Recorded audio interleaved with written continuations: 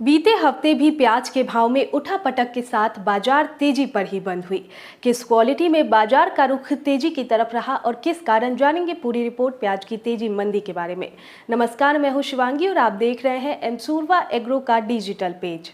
लाल प्याज की आवक पिछले हफ्ते के शुरुआती दिनों में आने के बाद खत्म हो गई और हफ्ते के आखिर तक में बहुत कम आवक मंडियों में देखने को मिली, जिसके चलते गाउटी प्याज की डिमांड बाजार में बढ़ गई। लाल प्याज का भाव अभी के समय में आकर काफी कम हो जाती है, क्योंकि धूप ज्यादा पड़ने की वजह से वेट लॉस ज्यादा होता है और पत्ती छूटने की वजह से क्वालिटी भी काफी हद तक डैमेज हो जाती है, जिस कारण निर्यात मांग में लाल प्याज की डिमांड कम हो जाती है।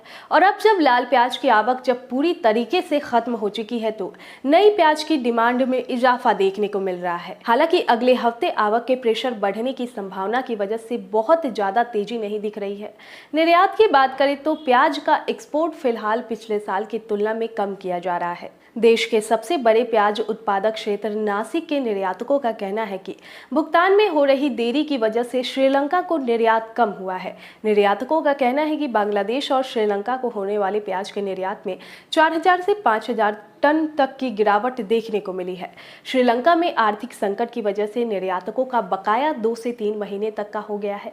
पहले ये 10 से 12 दिन का था। घरेलू किसानों का फायदा पहुंचाने के लिए बांग्लादेश की सरकार ने आयात होने वाले प्याज पर आयात शुल्क 2.80 किलो प्रति टका बढ़ाने का फैसला किया है। जैसा कि बांग्लादेश भारत से सबसे ज्यादा आयात करने वाली देश है, हर साल लगभग 10 लाख टन का एक्सपोर्ट बांग्लादेश में किया जाता है।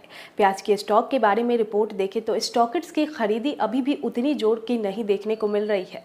नाफेड ने इस हफ्ते खरीदी शुरू तो कर दी है, जिससे सुपर क्वालिटी की प्याज में अच्छी पकड़ बनी है। अधिक गर्मी पड़ने की वजह से देरी से की गई प्याज की खेती में साइज छोटे आ रहे हैं। बड़ी साइज की प्याज निकल नहीं पा रही है।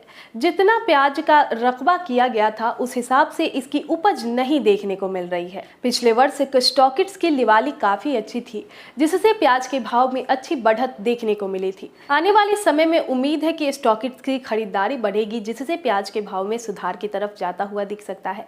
मई महीने में प्याज में एक हल्की गिरावट के बाद तेजी बनने की पूरी संभावना बनती हुई दिख रही है। मध्य प्रदेश की मंडियों में प्याज की आवक फिलहाल सामान्य बनी हुई है। मध्य प्रदेश में प्याज की जो उपज अभी निकल कर आ रही है उसमें ज्यादातर छोटे साइज की प्याज है।